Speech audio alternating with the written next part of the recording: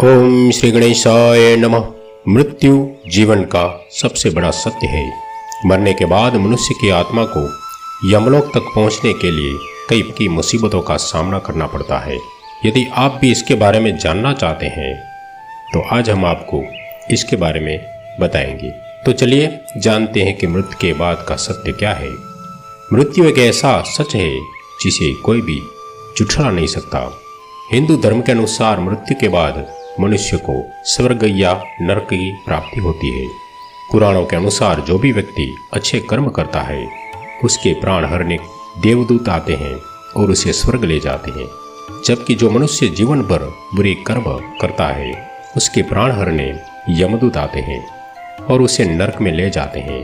लेकिन उससे पहले उस जीवात्मा को यमलोक ले जाया जाता है, जहां पर यमराज उसके पापों के आधार पर उन्हें सजा देते हैं। मृत्यु के बाद जीवात्मा जिस प्रकार यमलोक जाती है इसका विवरण गरुड़ पुराण में दिया गया है। गरुड़ पुराण में यह भी बताया गया है कि किस प्रकार मनुष्य के प्राण निकलते हैं और किस प्रकार वह प्राण पिंडदान प्राप्त कर दूसरा रूप लेते हैं। माना जाता है कि जिस मनुष्य की मृत्यु नष्ट हो जाती है और वह जड़ अवस्था में हो जाता है, यानी हिलने डुलने में असमर्थ हो जाता है, इसके बाद उसके मुंह से जाग निकलने लगते हैं और लार टपकने लगती है।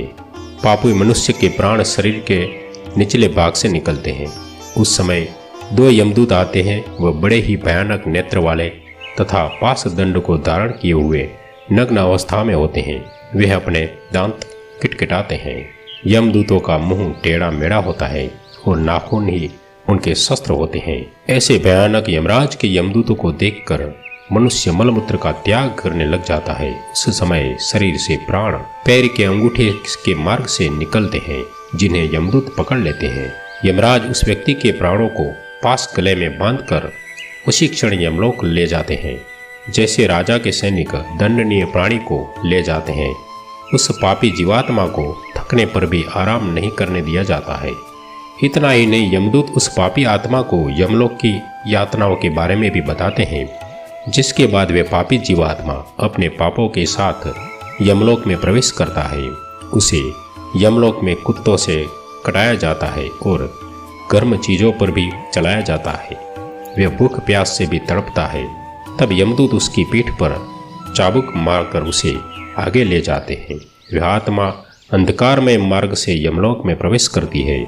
गरुड़ पुराण के अनुसार यमलोक 99,000 योजन दूर है, जिसके बाद उसे भयानक नरक यातना दी जाती है।